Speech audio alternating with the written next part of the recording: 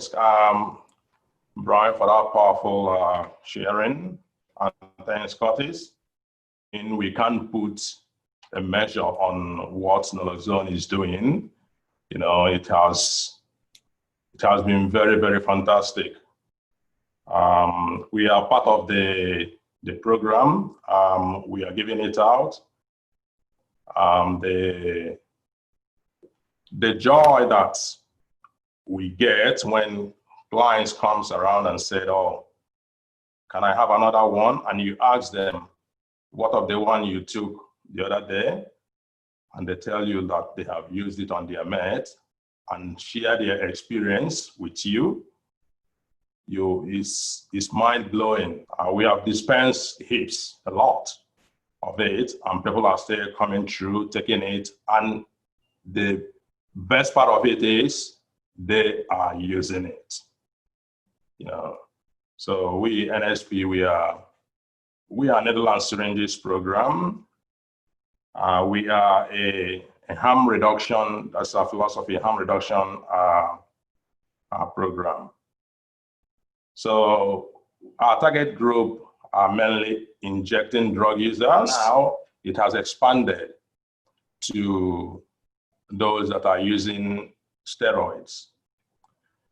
The reason being, our focus is to prevent blood-borne virus. So if we take off the steroid guys, we might see a spike in that direction.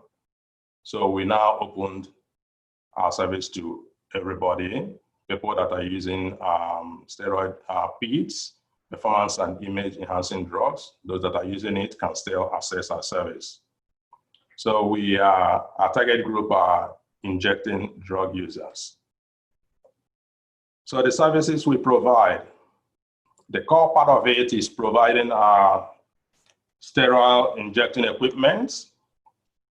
That is the first part of it, because through that, we are able to reduce blood-borne virus in the community.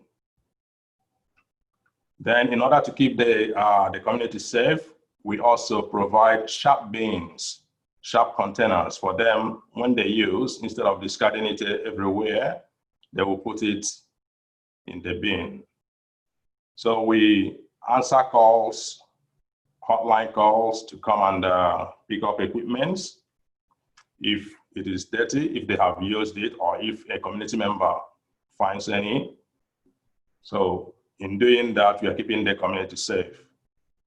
Then when people come into our service, those that are injecting, we can provide our vein care education to them, not like the doctors will provide, but we will be able to tell them how to manage their veins, because most of our clients are intravenous users. So we'll be able to educate them on how to inject and the proper equipment to use while injecting.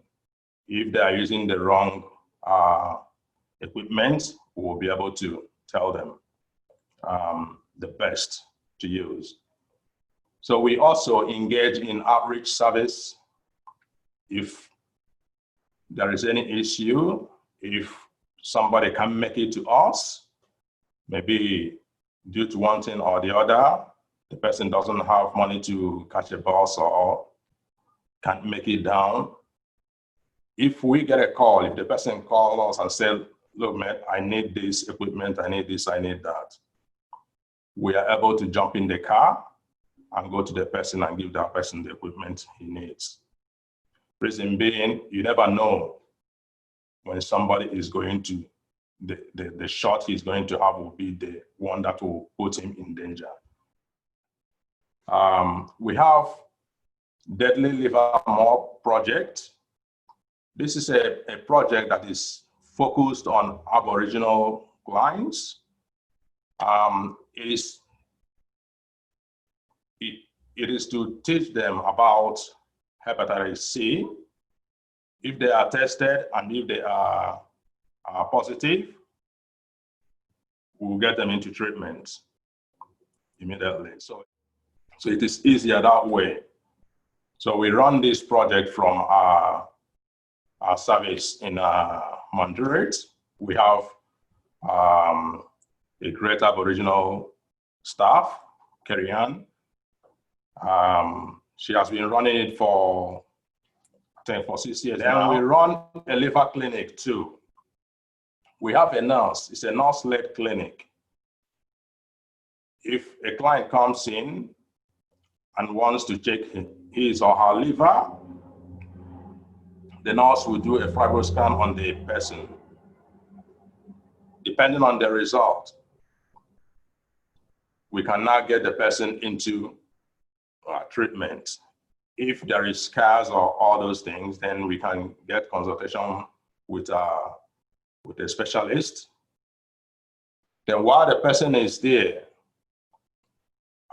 if the person wants to check if he has got Hep C or not, there is a project that is being run, DBS. It's called dry blood spot. It's just a finger prick, just like the former glucose test people do. Just a prick with it. We'll just do it, send it off, the result will come back. And the nurse we have got can get that person into treatment immediately without running around the doctors, because we have direct access to a specialist in Westmead, and then there is one in Fleet Street here. So that's the process we go. It's a very straightforward process. So we always encourage people when they come in, we ask them, have you done this? Do you know this? Because most people are still thinking that the treatment now for Hep C is still like how it used to be when they used to do biopsy. But the new treatment is just very straightforward. It doesn't take much. It's just only tablets within 12 weeks. Everything, the successful rate is just about 98%, with little or no side effects. Just only tablets, 12 weeks is cleared. So most people are still thinking that it is still the interferon, but when you talk to them about it, they tend to open up and get into treatment. So that's part of the project we run. Then we also have of recent we started wound clinic, because most of our clients, due to injecting, looking for veins, looking for where to inject, they tend to have a lot of scars. So we have now started a wound clinic. It's not going to be when somebody have massive wound. If the person have a big wound that we can't handle, we always refer the person to the central wound clinic. So most of our service we offer, it's not like other people don't offer it, but we do it differently. We don't do it like, we don't run it as a clinic. We don't run it as a clinic. It's just you walk in, say what you want to say. We help you the most we can. And whatever we can't help you with, we refer you and we'll follow you. We'll also advocate for you at every point in time in order to make sure that you get where you want to be, as far as you allow us to help. Yeah, thank you. Thank you, Peter.